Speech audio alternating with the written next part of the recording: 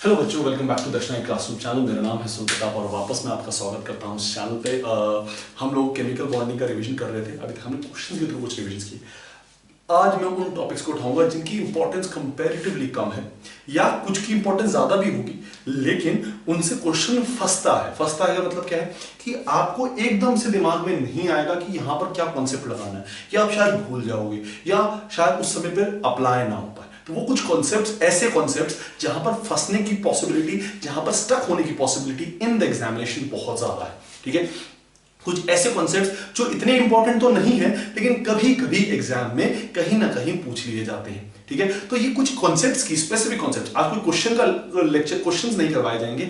आज सिर्फ कुछ कॉन्सेप्ट्स की बात की जाएगी जहां पर जिनकी इंपॉर्टेंस रिलेटिवली कम है, और या जो कॉन्सेप्ट्स पूछे जाते हैं वहां पर फंसने की पॉसिबिलिटी ज्यादा है। ठीक है, कि आप यहां पर फंस जाओगे। ठीक है, या शायद एग्जामिनेशन में एंजाइटी में, प्रेशर में आप उस क्वेश्चन को गलत कर दो। कुछ ऐसे क्वेश्चंस की बात करेंगे ताकि आप लोगों को ये आइडिया रहे कि यहां पर हम फंस सकते हैं और यहां पर हमें इस तरह से उस क्वेश्चन को डील करना है। ठीक है, तो अगर आप यहां इस वीडियो को ध्यान से देखेंगे तो आपको ये आइडिया लग जाएगा कि हाँ, यहां से क्वेश्चन आते कम है और यहां पर फंसने की पॉसिबिलिटी भी ज्यादा रहती है। चलिए बिना किसी देरी के शुरुआत करते हैं, है ना, और देखते हैं कि कौन से ऐसे टॉपिक हैं जहां पर हम फंस सकते हैं, जिनकी रिलेवेंस कम है, जहां पर क्वेश्चन इंपॉर्टेंट आता है, कभी कभी आता है लेकिन इंपॉर्टेंट रिलेवेंस उनकी थोड़ी सी कम है। ठीक है, तो उन क्वेश्चंस को देखने की कोशिश करो। चलिए पहला टॉपिक मैं साइड बाय साइड लिखते जाता हूं हर टॉपिक को ताकि आपको आइडिया रहे। ठीक है, डाइपोल मोमेंट। पहला टॉपिक है डाइपोल मोमेंट। ठीक है, पहला टॉपिक है डाइपोल मोमेंट। ये आपके पास टॉपिक है। अब इससे रिलेटिवली कम क्वेश्चंस बनते हैं, या जो क्वेश्चंस बनते हैं वो कुछ ऐसे मतलब नॉर्मल ही क्वेश्चंस बनते हैं, डिफिकल्ट क्वेश्चंस नहीं बनते। ठीक है, डाइपोल मोमेंट पहला टॉपिक डाइपोल मोमेंट निकालना का फॉर्मूला क्या होता है? Mu equals to x q into d, where x represents charge fraction. क्या रिप्रेजेंट करता है? Charge fraction. ठीक है, ये चार्ज फ्रैक्शन को रिप्रेजेंट करता है ना, एक्स रिप्रेजेंट चार्ज फ्रैक्शन। ये फॉर्मूला है इसका। चलिए ठीक है, अच्छी बात, ये फॉर्मूला हो गया। अच्छा, कोई अब ये तो नॉर्मल फॉर्मूला हो गया कि आपको HCl दे दिया और इससे पूछा गया कि आपको उसको निकाल दो कि क्या होगा, व्हाट इज चार्ज फ्रैक्शन। अब बेसिकली जब आप इस कंपाउंड को देखते हो तो इसमें कंपैरेटिवली इसमें -1 और +1 नहीं होता। इसमें क्या आता है? पार्शियल नेगेटिव चार्ज आता है और इधर भी partial negative charge, positive charge आता है। तो उस पार्शियल को अगर हमें लिखना हो तो हम चार्ज फ्रैक्शन की फॉर्म में लिखेंगे। किस फॉर्म में लिखेंगे? चार्ज फ्रैक्शन की। अब क्वेश्चन आता है कि अगर चार्ज फ्रैक्शन ना दिया हो तो क्या करेंगे? चार्ज फ्रैक्शन अगर नहीं दिया तो फिर आप +1 और -1 करके ही लिखेंगे, लेकिन अगर चार्ज फ्रैक्शन दिया है तो फिर आपको चार्ज फ्रैक्शन लिखना पड़ेगा। वो जितना भी फ्रैक्शन उसको यहां पुट करो, चार्ज कितना होगा, प्लस या माइनस, जो भी 1 लिखोगे और उसको उससे मल्टीप्लाई करो तो आंसर आपका आ जाएगा। ठीक है, तो यहां पर यूज करना होता है। तो ये कभी कभी हम भूल जाते हैं इस क्वांटिटी को जिसको बोलते हैं चार्ज फ्रैक्शन। चलिए सेकेंड, अगर आपके पास कोई कंपाउंड आ जाए जैसे BF3, ये आपके पास एक कंपाउंड, और इसका डाइपोल मोमेंट निकालने को बोला जाए। क्या निकालने को बोला जाए? Dipole moment. तो आप कैसे निकालोगे? देखो फॉर्मूला क्या है आपके पास? Mu resultant equals to √μ1 square plus μ2 square plus 2 cos theta μ1 μ2। This is the formula. ये आपके पास फॉर्मूला है। ठीक है, इस फॉर्मूले से आपका म्यू रिजल्टेंट निकल जाएगा। अब म्यू क्या रिप्रेजेंट कर रहा है? μ1 क्या रिप्रेजेंट कर रहा है? इधर। μ2 क्या रिप्रेजेंट कर रहा है? इधर। इसका से यहां पर निकलेगा और इसका अपोजिट होगा, कुछ इस तरह से आपका वैल्यू निकल जाएगा डिपेंडिंग अपॉन द एंगल। अब एक खास बात यहां पर, एक इंपॉर्टेंट चीज बता रहा हूं, उस चीज को ध्यान रखना कि कोई भी मॉलिक्यूल अगर हाइब्रिडाइज्ड है, उसमें लोन पेयर नहीं है और उसमें साइड एटम सारे सेम है, तो उसका डाइपोल मोमेंट हमेशा 0 होगा। उसका डाइपोल मोमेंट हमेशा क्या होगा? 0। इस पॉइंट को हमेशा याद रखना। कोई भी मॉलिक्यूल जो हाइब्रिडाइज है उसमें लोन पेयर नहीं है और उसका क्या है? उसका साइड एटम सारे के सारे क्या है? सेम है। अगर ये साइड एटम सेम हो जाते हैं तो उसका म्यू क्या हो जाएगा? 0 हो जाएगा। हमेशा म्यू क्या रहेगा? 0। तो इसका म्यू क्या आएगा? 0। क्यों? क्योंकि लोन पेयर, सेंट्रल एटम पे कोई लोन पेयर नहीं, साइड एटम सारे सेम और हाइब्रिडाइज्ड तो है sp2।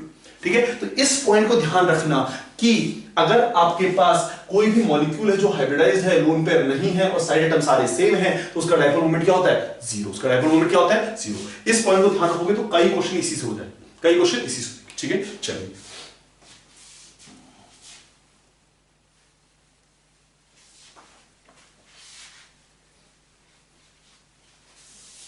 चलो देखो, अब यहां पर एक चीज आ जाती है, डायपोल मोमेंट निकालने को। तो आपसे इसका डायपोल मोमेंट पूछा जाएगा, आप फटाक से बोलोगे सीएल सीएल अपोजिट, यहां पर कुछ डायपोल मोमेंट नहीं, म्यू इक्वल्स टू 0। फिर आपसे पूछा जाएगा इसका, तो आप बोलोगे OH OH अपोजिट, फटाक से बोलोगे म्यू इक्वल टू 0, है ना, है ना, लेकिन ये गलत है। चलिए इसी की जगह यहां पर इसका पूछा जाएगा,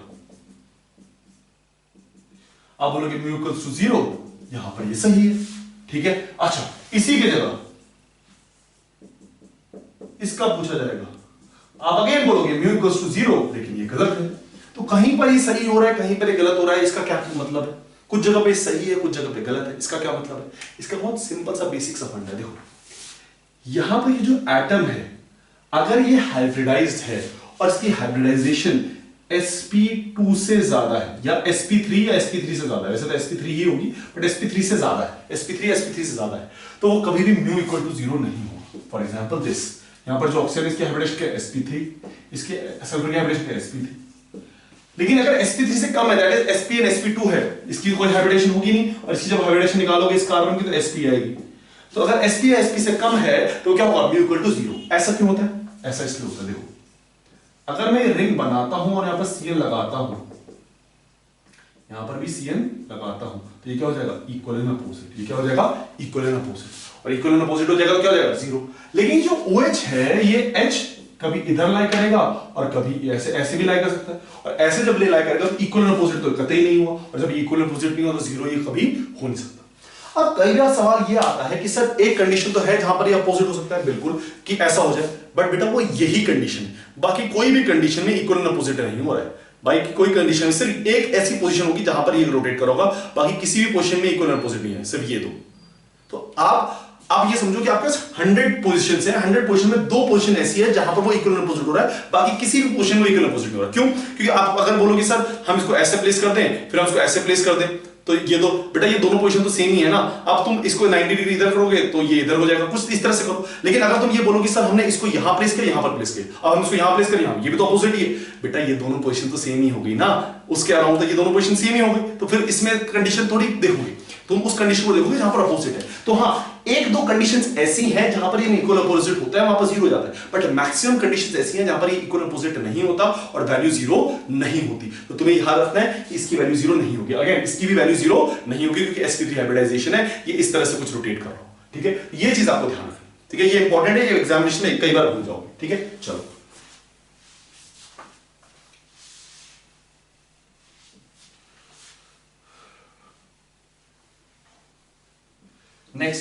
नेक्स्ट हमें क्या देखना है? नेक्स्ट एक चीज याद रखना, ये जो म्यू है, अगर म्यू 0 आता है तो कंपाउंड की बात कर रहा हूं, बॉन्ड की नहीं, कंपाउंड नॉन पोलर होगा। कंपाउंड क्या होगा? Non polar. अगर म्यू 0 आता है कंपाउंड क्या होगा? Non polar. और अगर म्यू नॉट इक्वल टू 0 आता है तो कंपाउंड क्या होगा? पोलर। कंपाउंड क्या होगा? पोलर। तो इस चीज का ध्यान रखना, अगर म्यू इक्वल्स टू 0 तो कंपाउंड नॉन पोलर, और म्यू नॉट इक्वल्स टू 0 तो क्या हो जाएगा? Non polar. Mu not equals to 0, mu equals to 0 तो non polar, mu not equals to 0 तो पोलर, ठीक है। तो कंपाउंड की पोलैरिटी कैसे चेक करोगे? डायपोल मोमेंट से। बॉन्ड की पोलैरिटी तो तुम इलेक्ट्रोनेगेटिव से डिफरेंस से चेक कर सकते हो, लेकिन ये जरूरी नहीं कि अगर बॉन्ड पोलर है तो कंपाउंड भी पोलर होगा। कंपाउंड नॉन पोलर है, यहां पर म्यू क्या है? 0 है, कंपाउंड नॉन पोलर है। बॉन्ड पोलर है, बॉन्ड पोलर है, लेकिन कंपाउंड नॉन पोलर है। तो इस चीज का ध्यान रखना, वो कंपाउंड के बारे में पूछ रहा है या बॉन्ड के बारे में पूछ रहा है, ठीक है। ये बात का ध्यान जरूर रखना है। चलो, तो डायपोल मोमेंट में ये कुछ ऐसे कॉन्सेप्ट्स थे जहां पर फंसने की पॉसिबिलिटी बहुत रहती है। वो OH वाला एक तो कॉन्सेप्ट आ जाता है, ठीक है, एक कि कौन सा पोलर होगा कौन सा नॉन पोलर होगा, हम कैसे पता लगाएंगे, ठीक है। तो ये, और अगर पोलर है तो कंपाउंड पोलैरिटी की कैसे देखेंगे और नॉन पोलर कैसे देखेंगे। तो ये कुछ ऐसे टॉपिक्स हैं जहां पर हम बहुत ज्यादा फंसते हैं, जहां पर हमसे क्वेश्चन पूछे जाते हैं, ठीक है। कुछ ऐसे टॉपिक्स हैं जहां से क्वेश्चन भी पूछे जाते हैं और फंसते ही बहुत ज्यादा। तो इन टॉपिक्स को थोड़ा सा ध्यान से रखना है, ठीक है। चलो next topic,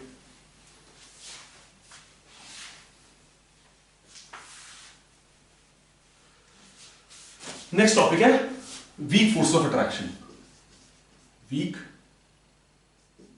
forces of attraction, ठीक है।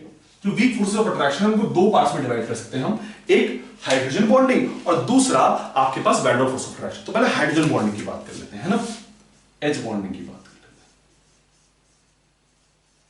ठीक है, जब मैं एच बॉन्डिंग की बात करता हूं तो एच बॉन्डिंग कैसे होगा, एच होगा आपके पास वो किसी इलेक्ट्रोनेगेटिव एलिमेंट से जुड़ा होगा और फिर वो क्योंकि इलेक्ट्रोनेगेटिव एलिमेंट जुड़ा होगा यहां पर क्या करेगा, ये पॉजिटिव नेगेटिव चार्ज, यहां पर पॉजिटिव चार्ज और उसकी वजह से दूसरे नेगेटिव चार्ज के साथ इसकी बाइंडिंग हो जाएगी। इसको बोलते हैं हम हाइड्रोजन बॉन्डिंग, इसको बोलते हैं हम hydrogen bonding. And this hydrogen bonding is dependent upon two things. पहला, ये कितना पोलराइजेशन कर रहा है, तो ये पोलराइजेशन कितना है, ठीक है, पोलराइजेशन कितना है, पहला पॉइंट। दूसरा, इसका ये जो ये है इसका डोनेशन पावर कितना है, ठीक है। तो पहला फैक्टर आप देखोगे पोलराइजेशन का, कि अगर वो पोलराइज हो रहा है कि नहीं हो रहा है, उसमें पॉजिटिव चार्ज आ रहा है कि नहीं आ रहा है। अगर उसमें पॉजिटिव आ रहा है तो फिर यहां पर डोनेशन वाला फैक्टर काम करेगा। अगर पॉजिटिव चार्ज ही नहीं आ रहा है तो डोनेशन किस चीज का करोगे, जब उसमें कुछ खाली है ही नहीं तो इलेक्ट्रॉन जबरदस्ती थोड़ी डालोगे, है ना। तो एक पहला फैक्टर क्या देखना है कि ये पोलराइजेशन या ये चार्ज सेपरेशन क्रिएट हो रहा है कि नहीं हो रहा है। यहां पर नेगेटिव और यहां पर पॉजिटिव, जितना ज्यादा पॉजिटिव क्रिएट होगा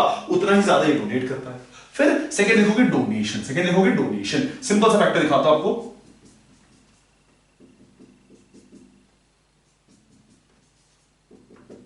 ये तो इसमें ये वाला जो बॉन्ड है, ये वाला जो बॉन्ड है, ठीक है, ये वाला, ये ज्यादा स्ट्रॉन्गर होगा। क्यों, नीचे वाला बॉन्ड ज्यादा स्ट्रॉन्गर होगा, क्यों, क्योंकि यहां पर पोलराइजेशन तो सेम हो रहा है लेकिन इसका डोनेशन क्या है, कम है, और इसका डोनेशन क्या है, ज्यादा है। तो ये ज्यादा डोनेट कर रहा है, इस वजह से ये स्ट्रॉन्गर बॉन्ड हो जाता है और ये वीक बॉन्ड हो जाता है, ठीक है। इस चीज का आपको ध्यान रखना है। सेकेंड, अच्छा पहला चीज हो गई। दूसरी चीज, हाइड्रोजन बॉन्डिंग बहुत सारी चीजों को अफेक्ट करता है, ठीक है, जैसे बॉइलिंग पॉइंट, जैसे विस्कोसिटी, ठीक है, जैसे आपको एसिडिक और बेसिक स्ट्रेंथ, इन पे भी इफेक्ट करता है, ठीक है। लेकिन वो तो ऑर्गेनिक में पढ़ोगे, लेकिन हम यहां पर क्या पढ़ेंगे, बॉइलिंग पॉइंट, विस्कोसिटी। ऐसा क्यों होता है आप समझो, आपके पास x है और ये बाइंड कर रहा है x के साथ, ठीक है, और आपके पास x है जो बाइंड नहीं कर रहा y के साथ। अब जब मैं इसको हीट करूंगा तो हीट मतलब मान लीजिए लिक्विड है ना, दोनों ही लिक्विड फॉर्म है, ये भी लिक्विड फॉर्म है, ये भी लिक्विड फॉर्म है। अगर ये लिक्विड है तो इसको अब लिक्विड का मतलब होता है पास, मतलब मॉलिक्यूल इतने पास पास होना, और गैसेस का होता है दूर। विच मींस अगर मेरे को उसको दूर करना है तो इसमें जो फर्स्ट वाला केस है उसमें तो मेरे को ये बॉन्डिंग को तोड़ना पड़ेगा, और बॉन्डिंग को तोड़ करना पड़ेगा तो एनर्जी बाहर से लगानी पड़ेगी, विच मींस हीट सप्लाई करनी पड़ेगी। और जब मैं हीट सप्लाई करूंगा तो टेंपरेचर बढ़ाऊंगा, विच मींस बॉइलिंग पॉइंट बढ़ जाएगा, बिल्कुल। लेकिन इस सेकंड वाले केस में यहां पर तो कोई हाइड्रोजन बॉन्डिंग है ही नहीं, कोई अट्रैक्शन फोर्स है ही नहीं, तो ऑटोमेटिकली थोड़ा भी सप्लाई करूंगा तो ऑटोमेटिकली ये दूर दूर चले जाएंगे। विच मींस जहां पर हाइड्रोजन बॉन्डिंग होगी वहां पर क्या होगा, वहां पर बॉइलिंग पॉइंट ज्यादा होगा। जहां पर हाइड्रोजन बॉन्डिंग होगी वहां पर बॉइलिंग पॉइंट ज्यादा होगा। इस चीज का आपको ध्यान रखना है, जहां पर हाइड्रोजन बॉन्डिंग वहां पर बॉइलिंग पॉइंट ज्यादा होगा। चलिए विस्कोसिटी की बात करें। विस्कोसिटी क्या होती है, फ्लो। बेसिकली कौन ज्यादा विस्कस है, ऑयल ज्यादा विस्कस है, वाटर कम विस्कस है। यह चीज का ध्यान रखना, ऑयल ज्यादा विस्कस है और वाटर कम विस्कस है, यह बात का ध्यान रहेगा। अब ऑयल की विस्कोसिटी क्यों है, क्योंकि उसमें अट्रैक्शन फोर्स दो में बहुत ज्यादा है, जबकि वाटर में जो अट्रैक्शन फोर्स है वो कम है, तो इस वजह से उसकी मूवमेंट ज्यादा होती, मूवमेंट कम होती, ऑयल की मूवमेंट कम होती है, तो ऑयल की विस्कोसिटी ज्यादा। तो जितनी ज्यादा हाइड्रोजन बॉन्डिंग होगी उतना ही कम मूव करेगा, उतना ही कम मूव कर पाएगा। लेकिन यहां पर क्योंकि अट्रैक्शन नहीं है, अट्रैक्शन नहीं है तो ये मूवमेंट आसानी से करता है। तो नीचे वाला में मूवमेंट आसानी से होगा और ऊपर वाले में मूवमेंट कम होगा। अगर ऊपर वाले में मूवमेंट कम है तो उसकी विस्कोसिटी ज्यादा है, उसकी विस्कोसिटी ज्यादा है। तो यहां पर विस्कोसिटी किसकी ज्यादा होगी, जिसका हाइड्रोजन बॉन्डिंग ज्यादा। तो हाइड्रोजन बॉन्डिंग बढ़ते ही बॉइलिंग पॉइंट भी बढ़ता है और विस्कोसिटी भी बढ़ती है, दोनों चीजें बढ़ती है। ये चीज का ध्यान रहेगा कि हाइड्रोजन बॉन्डिंग बढ़ते ही बॉइलिंग पॉइंट भी बढ़ेगा और विस्कोसिटी भी बढ़ेगी, ठीक है। इस चीज का आपको ध्यान रखना है। चलिए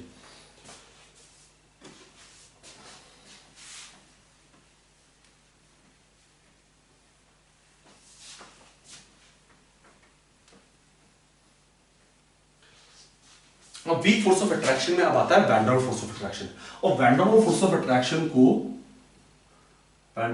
अट्रैक्शन को मैं तीन पार्ट्स में डिवाइड कर देता हूं, ठीक है। वैसे तो आयन डायपोल को भी वैन डर फोर्स बोलते हैं, लेकिन हम यहां पर तीन ही पार्ट की बात करेंगे। एक बात करेंगे हम dipole dipole, dipole induce dipole और induce instantaneous dipole. Induce instantaneous induce dipole, sorry, instantaneous induce dipole, ठीक है, इंड्यूस। डायपोल डायपोल जो है मतलब क्या है, सिंपल दो डायपोल होंगे प्लस माइनस और इनके बीच में अट्रैक्शन फोर्स होगा, तो डायपोल डायपोल जैसा का नेम सजेस्ट करता है। डायपोल इंड्यूस मतलब डायपोल ऑलरेडी प्रेजेंट है और दूसरे वाले में क्योंकि वो न्यूट्रल था, लेकिन इस डायपोल ने उसमें डायपोल को इंड्यूस कर दिया, डायपोल पैदा कर दिया। डायपोल पैदा कैसे करेगा, अगर ये नेगेटिव चार्ज है तो पॉजिटिव चार्ज को अपनी तरफ अट्रैक्ट करेगा, तो इधर पॉजिटिव आ जाएगा और इधर नेगेटिव आ जाएगा, ठीक है। तो क्या हो गया, डायपोल था और इसने इसको क्या कर दिया, इंड्यूस कर दिया। तो डायपोल इंड्यूस डायपोल। और इंस्टेंटेनियस क्या होता है, दोनों न्यूट्रल है। कभी एट एनी एक छोटे से मूवमेंट में यहां पर क्या आ जाएगा, एक डायपोल क्रिएट हो सकता है, क्योंकि इलेक्ट्रॉन तो रिवॉल्व कर रहे हैं, तो हो सकता है इलेक्ट्रॉन ज्यादा इधर आ जाए और पॉजिटिव चार्ज इधर आ जाए, है ना, थोड़ा पॉजिटिव जनरेट हो जाए, इधर पे कम नेगेटिव चार्ज हो। तो इस फॉर एन इंस्टेंस अगर ये जनरेट होगा तो इधर भी क्या जनरेट कर देगा, ये नेगेटिव, इधर जनरेट पॉजिटिव, और इसके साथ अट्रैक्शन फोर्स। तो इसमें क्या है, फॉर एन इंस्टेंस एक डायपोल जनरेट हुआ और उस डायपोल ने दूसरे वाले में इंड्यूस कर दिया डायपोल को, तो क्या होगा, dipole dipole, dipole induce dipole और इंस्टेंटेनियस इंड्यूस डायपोल। इसको बोलते हैं हम कीसम, इसको बोलते हैं हम डिबाय और इसको बोलते हैं हम लंडन फोर्स ऑफ अट्रैक्शन, ठीक है। अच्छा, और इनका relation with R is 1/R3, 1/R6 और 1/R6। ये क्या रिलेशन है, जितना डिस्टेंस बढ़ता जाएगा किस तरह से वेरी करेंगे, तो ये 1/R3 से वेरी करता है, ये 1/R6 से वेरी करता है, ये 1/R6 से वेरी करता है। डिस्टेंस का मतलब क्या है, अब अगर लैटिस सेंस में देखा होगा आपने Q1 Q2 है कि R1/R2, ये देखा आपने, है ना, तो वही फॉर्मूला, तो वही R कैसे इनवर्सली प्रोपोर्शनल होता है, तो इसका डिस्टेंस जितना ज्यादा डिस्टेंस बढ़ता जाएगा उतना ही क्या होता जाएगा, कम होता जाएगा, ठीक है। तो रिलेटिवली बहुत कम। तो ये फोर्स ऑफ अट्रैक्शन है जो कभी कभी पूछी जा सकती है, ठीक है। कभी कभी इसको डिस्पर्शन भी बोलते हैं, क्या बोलते हैं, कीसम के सॉरी लंडन के साथ क्या बोलते हैं, डिस्पर्सन, तो डिस्पर्शन भी होगा। अच्छा, अब बात ध्यान समझना, इनका फायदा देखो, ये जो इंस्टेंटेनियस इंड्यूस है ये लगता है न्यूट्रल वाले में, जैसे F2, Cl2, Br2 और I2। और इसका फायदा क्या है, अब फायदा समझना, I2 is solid, Br2 is liquid, और ये दोनों क्या है, गैसेस। ये दोनों क्या है, गैस, लिक्विड, सॉलिड। इससे हमें एक चीज समझ आती है, अगर ये सॉलिड है तो इसमें अट्रैक्शन फोर्स ज्यादा होगी, और अट्रैक्शन फोर्स ज्यादा होगी तो ज्यादा पास में रहेगा, तभी सॉलिड बन रहा है, और सॉलिड बन रहा है, विच मींस अट्रैक्शन फोर्स या London force is directly proportional to molecular weight. London force is directly proportional to molecular weight. जितना ज्यादा molecular weight बढ़ता जाएगा उतना ही ज्यादा क्या होता जाएगा, इंस्टेंटेनियस इंड्यूस होता जाएगा और उसी वजह से सॉलिड बनता जाएगा। ये चीज का भी ध्यान रखना कि यहां पर I2 दो I2 के मॉलिक्यूल्स हैं, वो दोनों में लंडन फोर्सेस तो लग रही हैं, लेकिन वो स्ट्रॉन्गर है देन F2। क्यों, क्योंकि London force of attraction depends on molecular weight, जितना ज्यादा मॉलिक्यूलर वेट उतना ही नजदीक आते जाते हैं, है ना। और ये प्रूफ कैसे होता है, I2 सॉलिड फॉर्म में मिलता है और F2 गैसेस फॉर्म में मिलता है, ठीक है। तो ये पॉइंट्स को कुछ ध्यान से रखना, ताकि ये मतलब ऐसे पॉइंट्स है ना जो एग्जामिनेशन में एकदम से क्लिक नहीं करते, ठीक है। बस अगर तुमने बार बार पढ़ा है, रिवाइज किया है तो वो क्लिक कर जाएंगे, अगर नहीं रिवाइज किया तो फिर वो दिक्कत है। तो इन चीजों का थोड़ा सा ध्यान रखना है, चलिए, ठीक है।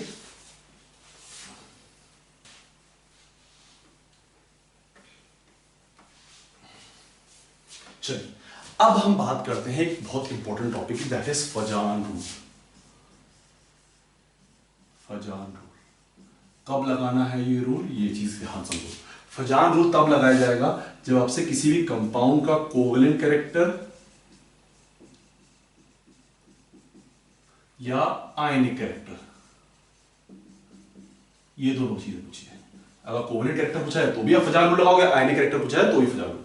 फजान रूल करता क्या है, फजान रूल निकालता तो कोवेलेंट कैरेक्टर है, बट अगर आपने कोवेलेंट कैरेक्टर किसी कंपाउंड का निकाल लिया तो उसका इनवर्सली प्रोपोर्शनल क्या होगा, आयनिक कैरेक्टर, क्योंकि जितना ज्यादा कोवेलेंट कैरेक्टर उतना ही कम आयनिक कैरेक्टर। तो फजान रूल निकालता कोवेलेंट कैरेक्टर है, लेकिन उससे आप आयनिक कैरेक्टर को भी रिलेट कर सकते हो। निकालना कैसे, समझना। आपके पास एक केटायन है, आपके पास एक एनायन है, ठीक है। केटायन क्या करेगा, इससे इलेक्ट्रॉन डेंसिटी खींचेगा और उसकी इलेक्ट्रॉन डेंसिटी की शेयरिंग करवाएगा। जितनी ज्यादा शेयरिंग होगी उतना ज्यादा covalent character, sharing is covalent character. तो शेयरिंग कैसे, कितनी ज्यादा कैसे पे डिपेंड करेगी, जितना ज्यादा पॉजिटिव चार्ज। तो इफेक्टिव न्यूक्लियर चार्ज अगर ज्यादा है, इफेक्टिव न्यूक्लियर चार्ज अगर ज्यादा है ऑफ व्हाट, ऑफ केटायन, तो हम ये बोल देते हैं कि केटायन का चार्ज ज्यादा होना चाहिए, केटायन का साइज स्मॉल होना चाहिए। ये दो चीजों पर डिपेंड करता है, केटायन का चार्ज ज्यादा होना चाहिए, केटायन का साइज स्मॉल होना चाहिए। ये एनायन का चार्ज ज्यादा होना चाहिए और साइज क्या होना चाहिए, साइज भी ज्यादा होना चाहिए, साइज भी ज्यादा होना चाहिए। तो इन 4 फैक्टर्स पे डिपेंड करता है। फिर एक आता है सूडो इनर्ट गैस कॉन्फ़िगरेशन। यहां पर आपके पास जिसका सूडो D10 कॉन्फ़िगरेशन है उसका कोवेलेंट कैरेक्टर ज्यादा होगा, ठीक है। तो ये चीजों पे आप किस पे डिपेंड करेगा, इन चीजों पे। अब जितना ज्यादा कैटायन का चार्ज होगा उतना ज्यादा कोवेलेंट कैरेक्टर और उतना ही कम आयनिक कैरेक्टर। जितना ज्यादा कैटायन का जितना कम कैटायन का साइज होगा उतना ही ज्यादा कोवेलेंट कैरेक्टर, उतना ही कम आयनिक कैरेक्टर। तो इस तरह से आप कहीं भी आयनिक कैरेक्टर और कोवेलेंट कैरेक्टर को डिफाइन करोगे, आयनिक कैरेक्टर और कोवेलेंट कैरेक्टर को डिफाइन करोगे। चलिए अच्छा, अब सॉल्युबिलिटी की बात कर लेते हैं, है ना। यहां पर सबसे ज्यादा कंफ्यूजन आता है कि सॉल्युबिलिटी के केस में ऐसा क्यों होता है। देखो, अगर मेरे को सॉल्युबिलिटी निकालनी है तो सबसे पहली चीज जो मैं चेक करूंगा वो चेक करूंगा कि साइज डिफरेंस है कि नहीं। साइज डिफरेंस, साइज डिफरेंस क्यों चेक करूंगा, सिंपल सा फैक्टर है, एक बड़ा एक छोटा, एक बड़ा एक छोटा, एक बड़ा एक छोटा। अगर ऐसा कोई कैटायन होगा तो इसमें बहुत सारे स्पेसेस हैं वाटर को अटैक करने के लिए, और अगर बहुत सारे स्पेसेस हैं वाटर को अटैक करने के लिए तो ऑटोमेटिकली वाटर जल्दी अटैक करेगा और इसको सबको अलग अलग कर देगा, सॉल्युबल कर देगा। लेकिन अगर मैं इक्वली पैक करूंगा तो स्पेसेस क्या हो जाएंगी, कम, और अगर स्पेसेस कम हो जाएंगी तो वाटर के लिए सरफेस एरिया टू अटैक क्या हो जाएगा, कम, और वाटर के लिए सरफेस एरिया टू अटैक कम हो जाएगा, तो सॉल्युबिलिटी उसकी क्या हो जाएगी, कम। तो सॉल्युबिलिटी के लिए हमें एक ही फैक्टर देखना है, साइज डिफरेंस। जहां पर साइज डिफरेंस ज्यादा होता है वहां पर सॉल्युबिलिटी ज्यादा होती है, सिंपल है सर। चलिए ये तो फैक्टर हो गया, लेकिन कुछ जगह पे सॉल्युबिलिटी का उल्टा रिलेशन आता है। कौन कौन सी जगह है वो जगह है आपको याद रखनी है। बाकी सब जगह पे आप ये लगा सकते हो, बस वो एक दो जगह आपको याद रखनी है। वो कौन सी जगह, एक ही जगह है, lithium bicarbonate, lithium bicarbonate, sodium bicarbonate, potassium bicarbonate, rubidium bicarbonate, caesium bicarbonate. इस जगह पे उल्टा लगता है। ऐसा उल्टा क्यों लगता है, क्योंकि ये क्या करता है, ये जो कार्बोनेट बाइकार्बोनेट है ये कुछ इस तरह का स्ट्रक्चर बना देता है, ठीक है, कुछ इस तरह से स्ट्रक्चर बना है ना। अब ये जो स्ट्रक्चर बनता है ये इसमें क्या होता है, हाइड्रोजन बॉन्डिंग हो जाती है नीचे की तरफ ऊपर की तरफ इस तरह से, और इस हाइड्रोजन बॉन्डिंग की वजह से ये यहां पर ना केज लाइक स्ट्रक्चर बन जाता है, और इस केज में बैठता है लिथियम, इस केज में बैठता है लिथियम। अब अगर इस केज में लिथियम बैठेगा तो क्या होगा, वो हाइड्रोजन बॉन्डिंग को वीक करेगा। कैसे वीक करेगा, जितना बड़ा साइज होगा लिथियम का, मतलब जितना बड़ा कैटायन का साइज होगा उतना ही कम हाइड्रोजन बॉन्डिंग हो जाएगी। अब अगर इसको सॉल्युबल करना है, सिंपल से समझना, सॉल्युबल करना है तो मेरे को इसको अलग अलग करना पड़ेगा, अलग अलग करना पड़ेगा, और अलग अलग करने के लिए क्या करना पड़ेगा, इस हाइड्रोजन बॉन्डिंग को तोड़ना पड़ेगा। हाइड्रोजन बॉन्डिंग को तोड़ना है तो कैसे तोड़ सकते हैं, हाइड्रोजन बॉन्डिंग को वीक करने के दो तरीके, या तो एनर्जी बाहर सप्लाई कर दो, दैट इज इररिलेवेंट, लेकिन दूसरा तरीका क्या है, अगर यहां पर मैं एक बड़ा कैटायन बैठा दूं, इस केज में एक बड़ा कैटायन बैठा दूं तो उससे क्या होगा, बड़ा कैटायन अगर बैठेगा तो इस हाइड्रोजन बॉन्डिंग को वीक करेगा। छोटा सा केज लिया, उसमें आपने एक पतला सा आदमी बैठाया तो उससे क्या होगा, हाइड्रोजन बॉन्डिंग मतलब केज तो वहीं से वैसे ही रहा, लेकिन उसमें एक मोटा सा आदमी उड़ा दो केज को फैला देगा, ऐसा फैला देगा, है ना। तो उससे क्या होगा, उससे क्या होगा, यहां पर हाइड्रोजन बॉन्डिंग वीक हो जाएगी। तो अगर आपने कैटायन का साइज बड़ा ले लिया तो हाइड्रोजन बॉन्डिंग क्या हो गई, वीक, और अगर हाइड्रोजन बॉन्डिंग वीक हो गई तो वो ऑटोमेटिकली क्या हो जाएगा, सॉल्युबल। तो यहां पर इस वजह से इसकी सॉल्युबिलिटी ज्यादा हो जाती है, सीजियम की सॉल्युबिलिटी ज्यादा हो जाती है। अब सिमिलरली यहां पर सल्फेट, कार्बोनेट, ऑक्सलेट, इन सब की भी ऐसा ही ट्रेंड है। सबका अपना अपना अलग अलग रीजन है, बस आपको याद सिर्फ बाइकार्बोनेट पे रखना क्योंकि बहुत रेगुलरली पूछा जाता है, और इन सब के लिए आपको बस पता होना चाहिए कि इन सब का भी अगर इनके साथ स्पेसिफिकली किसके साथ, आपका एल्कली मेटल के साथ ये कंपाउंड्स बना रहे हैं तो क्या होगा, ये इनका solubility down the group increase होगी। बस ये चीज आपको ध्यान रखनी, ठीक है। चलिए ये इंपॉर्टेंट है, खासकर बहुत इंपॉर्टेंट है, एग्जामिनेशन में एकदम से याद नहीं आता, ठीक है ना।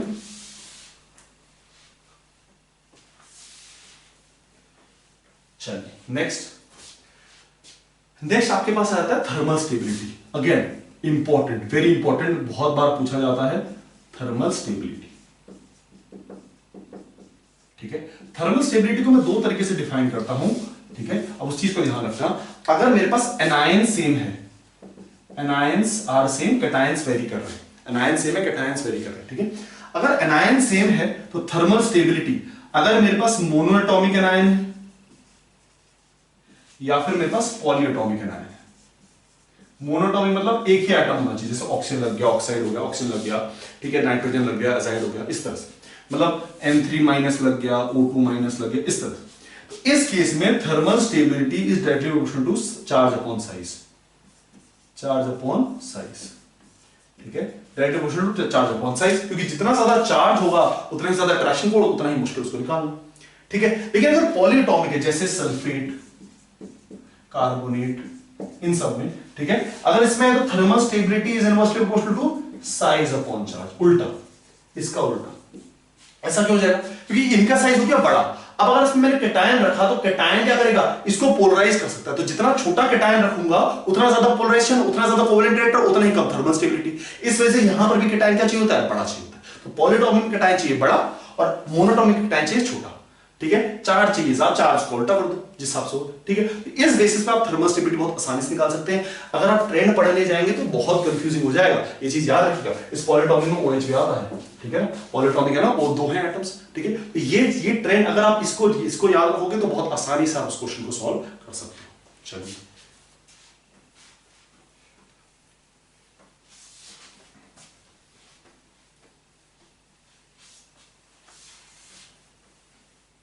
ठीक है, ये हो गया फजान रूल। फजान रूल में आपके लिए ये चीजें इंपॉर्टेंट थी। अब एक चीज की बात करते हैं, ब्रिज बॉन्डिंग, ठीक है। और ब्रिज बॉन्डिंग में कुछ कंपाउंड है जो आपको याद रहने चाहिए। एक V2H6, 3 सेंटर 2 इलेक्ट्रॉन बॉन्ड कितने होते हैं, 2 सेंटर 3 इलेक्ट्रॉन बॉन्ड कितने होते हैं, ये आपको याद रहना चाहिए। इसमें कितने होते हैं, 2 सेंटर 2 इलेक्ट्रॉन बॉन्ड्स कितने होते हैं, 2 सेंटर 2 इलेक्ट्रॉन बॉन्ड्स 4 है, 3 सेंटर 2 इलेक्ट्रॉन बॉन्ड्स 6 है। इसको बोलते हैं हम बनाना बॉन्ड, ठीक है। एक ये याद रहना चाहिए, एक आपको याद रहना चाहिए ICl, ये पूरा मॉलिक्यूल प्लेनर है। एक पूरा मॉलिक्यूल क्या है, प्लेनर है, ठीक है। ये चीज याद रहनी चाहिए। तो कभी कभी इसमें से पूछते थे कितने हेलोजेंस इसमें प्लेनर है, प्लेन में कितने हेलोजेंस, सारे के सारे हेलोजन प्लेन में, ठीक है। तो ये चीज आपको याद रखनी चाहिए, ठीक है। नेक्स्ट AlCl3, ये कंपाउंड आपको याद रहना चाहिए, ठीक है। ये कंपाउंड याद रहना चाहिए AlCl3। इसमें 4 इलेक्ट्रॉन 3 सेंटर 4 इलेक्ट्रॉन बॉन्ड बनता है, यहाँ पर कोऑर्डिनेट बॉन्ड बन रहा होता है, तो 3 सेंटर 4 इलेक्ट्रॉन बॉन्ड बनता है। ये कंपाउंड आपको याद रहना चाहिए। कुछ ऐसे कंपाउंड है जो आपको स्पेसिफिकली याद रहने चाहिए, सारे याद करने की जरूरत नहीं है, बट स्पेसिफिकली कुछ कंपाउंड आपके बारे में पता होना चाहिए, ठीक है। चलिए अब नेक्स्ट, अब देखो यहां पर एक चीज और बता रहा हूं, हाइड्रोलिसिस। कई बार क्वेश्चन पूछा जाता है हाइड्रोलिसिस पे, क्या कंपाउंड बनाएगा, कौन कंपाउंड बनाएगा, कैसे कंपाउंड बनाएगा। देखो हाइड्रोलिसिस का सिंपल सा फैक्टर क्या है कि आपके पास X और Y के बीच में है। अगर इस पे पॉजिटिव है और इस पे नेगेटिव है, जिस पे पॉजिटिव है उस पे सबसे बढ़िया पहली चीज एम्प्टी ऑर्बिटल होना चाहिए। अगर उसके पास एम्प्टी ऑर्बिटल है तो हाइड्रोलिसिस कंप्लीट हाइड्रोलिसिस होगा, एम्प्टी ऑर्बिटल नहीं है तो कंप्लीट हाइड्रोलिसिस नहीं होगा, पार्शियल हो सकता है, पार्शियल होने की पॉसिबिलिटी बिल्कुल है, ठीक है। लेकिन कंप्लीट हाइड्रोलिसिस और पार्शियल भी हाई टेंपरेचर पे होगा। कंप्लीट हाइड्रो क्यों एम्प्टी क्यों होना चाहिए, क्योंकि अगर देखो जो OH है, वाटर में हाइड्रोलिसिस मतलब OH और H+ होगा, तो जो OH है वो पॉजिटिव पे अटैक करेगा और जो नेगेटिव वाला है, सॉरी जो नेगेटिव वाला है वो पे अटैक करेगा। तो बॉन्ड कैसे टूटेगा, इस तरह से। तो ये क्या बन जाएगा, HY और HOX, मतलब जिसपे नेगेटिव है वो HY बना देगा, जिसपे पॉजिटिव है वो HOX बना देगा। अब आप ध्यान समझना, इस पे पॉजिटिव है तभी ये नेगेटिव इस पे अटैक कर पाएगा जब इस पे एम्प्टी ऑर्बिटल है। क्यों, कि एम्प्टी ऑर्बिटल पे अटैक करना क्या आसान है, खाली पड़ा हुआ है तो अटैक कर दिया। लेकिन अगर इस पे एम्प्टी ऑर्बिटल नहीं होगा तो इस पे अटैक होने की पॉसिबिलिटी कम होती है। जैसे CCl4 का हाइड्रोलिसिस बहुत आसानी से नहीं होता, बहुत ही हाई टेंपरेचर पे होता है, वो भी पार्शियल हाइड्रोलिसिस होता है, ठीक है, कंप्लीट हाइड्रोलिसिस नहीं होता। तो ये चीज याद रखना कि कभी कभी पूछेंगे किसका हाइड्रोलिसिस नहीं होगा। अब उसमें कंपाउंड तुम्हें दे दिया BF3, ठीक है, BF3 दे दिया, तुम्हें दे दिया AlCl3 दे दिया, ठीक है, तुम्हें दे दिया सिलिकॉन Cl4, हाँ ये दे दिया। अब इन सब का हाइड्रोलिसिस होता है क्योंकि जिनमें पॉजिटिव चार्ज है उनमें एम्प्टी ऑर्बिटल भी है। इसमें सिलिकॉन में एम्प्टी ऑर्बिटल, बोरॉन में एम्प्टी ऑर्बिटल, एल्यूमिनियम में एम्प्टी ऑर्बिटल, लेकिन इसके पास एम्प्टी ऑर्बिटल नहीं है। तो यहां पर इसका हाइड्रोलिसिस होने की पॉसिबिलिटी कम है, क्या नहीं के बराबर है, पार्शियल होगा लेकिन बहुत ही हाई टेंपरेचर पे होगा, व्हिच मींस इंपॉसिबल टाइप का है। इंपॉसिबल में पॉसिबल है लेकिन बहुत ही कम चांस है, ठीक है। ये चीज का ध्यान रखना, हाइड्रोलिसिस में कई बार हाइड्रोलिसिस क्वेश्चन आ जाता है जहां पर आपके फंसने की पॉसिबिलिटी बहुत ज्यादा रहती है। तो इस चीज का ध्यान रखना, ठीक है, कि कहां पर कितना जा रहा है। दूसरी चीज का ध्यान रखो कि जब हाइड्रोलिसिस हो रहा है, व्हिच मींस वाटर ऐड किया जा रहा है या सब्ट्रैक्ट किया जा रहा है, किसी से पानी निकाला जा रहा है, ठीक है, ठीक है, तो किसी को डिहाइड्रेट कर रहे हो या उसमें वाटर ऐड कर रहे हो। कंपाउंड की जो एलिमेंट है, एलिमेंट्स की ऑक्सीडेशन स्टेट सेम रहती है, ऑक्सीडेशन स्टेट सेम रहती है, ठीक है। फॉर एग्जांपल P4O10, इसका अगर मैं हाइड्रोलिसिस करूं, P4O10 अगर इसका हाइड्रोलिसिस करूं तो इसका क्या बनता है, H3PO4, ठीक है। यहां पर फास्फोरस की ऑक्सीडेशन स्टेट +5, यहां पर भी ऑक्सीडेशन स्टेट +5, तो हाइड्रोलिसिस में ऑक्सीडेशन स्टेट सेम रहती है। अब एक और एग्जांपल ले लेते हैं, वाटर निकालने का केस, HClO4 और P4O10 यूज कर रहा हूं। अब P4O10 is a dehydrating agent, तो HClO4 से पानी निकालेगा और इसका एसिडिक ऑक्साइड बनाएगा। जब ऑक्साइड बनाएगा तो क्या बनेगा, ऑक्साइड Cl2O7, यहां पर ऑक्सीडेशन स्टेट +7, यहां पर भी ऑक्सीडेशन स्टेट +7। तो ऑक्सीडेशन स्टेट हाइड्रोलिसिस में ऑक्सीडेशन स्टेट वेरी नहीं करती, पानी डालो चाहे निकालो, डिहाइड्रेट करो या हाइड्रेट करो, ऑक्सीडेशन स्टेट वेरी नहीं करेगी, oxidation state will remain intact. तो इस चीज का ध्यान रखना, कई बार आंसर इसी से निकल जाएगा। कई बार क्वेश्चन तुमसे इस तरह से पूछ जाएगा कि ये कंपाउंड है और P4O10 यूज कर रहे हो, अब तुम मान लो P4O10 भूल गए, तो अगर इससे तुम्हें याद आ रहा है कि पानी निकलता है तो उसी का ऑक्सीडेशन स्टेट मतलब Cl2O7 ऑप्शन में देख लेना, Cl2O7 होगा, एक ही ऑप्शन होगा जहां +7 होगा, ठीक है। तो इस चीज का ध्यान रखोगे तो ऐसे क्वेश्चंस करने में ना आसानी होती है, ज्यादा डिफिकल्टी नहीं होती, ठीक है। तो इन चीजों का ध्यान रखना हाइड्रोलिसिस में, है ना, ठीक है।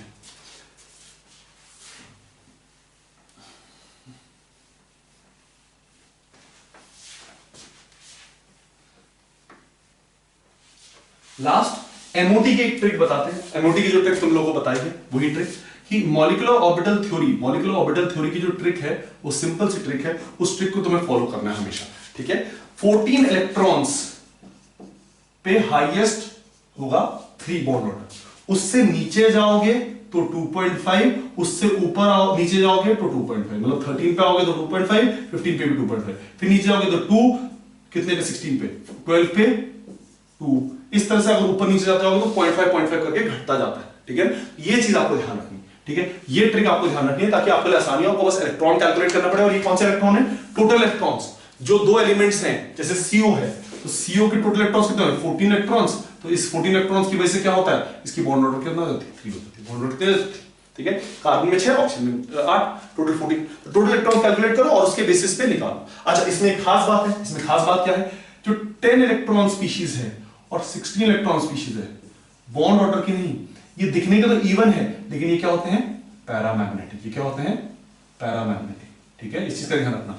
बाकी सारे ऑड वाले तो सारे पैरामैग्नेटिक होंगे, इवन में 10 इलेक्ट्रॉन और 16 इलेक्ट्रॉन स्पीशीज क्या होंगे, पैरामैग्नेटिक, बाकी सारे क्या होंगे, बाकी सारे इवन क्या होंगे, डायमैग्नेटिक, बाकी सारे इवन क्या होंगे, डायमैग्नेटिक। तो इस ट्रिक को अगर आप ध्यान रखोगे एमओटी के लिए, तो एमओटी से क्वेश्चन निकालना आपके लिए बहुत ही आसान हो जाए, ठीक है। तो ये ट्रिक आपको ध्यान में रखनी चाहिए, ठीक है। चलिए, बस आज के लेक्चर में इतना ही था, बस आपको ये चीज बतानी थी कि कुछ कुछ चीजों की इंपॉर्टेंस है, बस उनको थोड़ा सा पढ़ के, उनको थोड़ा सा ध्यान देके आसानी से सॉल्व किया जा सकता है, डिफिकल्ट नहीं रहता, ठीक है। तो जो टॉपिक्स आज बताए वो एक्स्ट्रा टॉपिक्स हैं जिनको आपको एक बार पढ़ लेना चाहिए, एक बार रिवाइज कर लेना चाहिए और थोड़ा सा कॉन्सेप्चुअली पढ़ो, ताकि बाद में पढ़ने की जरूरत ना पड़े और एग्जाम में जो क्वेश्चन है वो आसानी से हो जाए।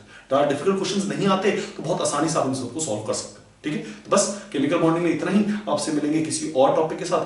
Thank you for listening.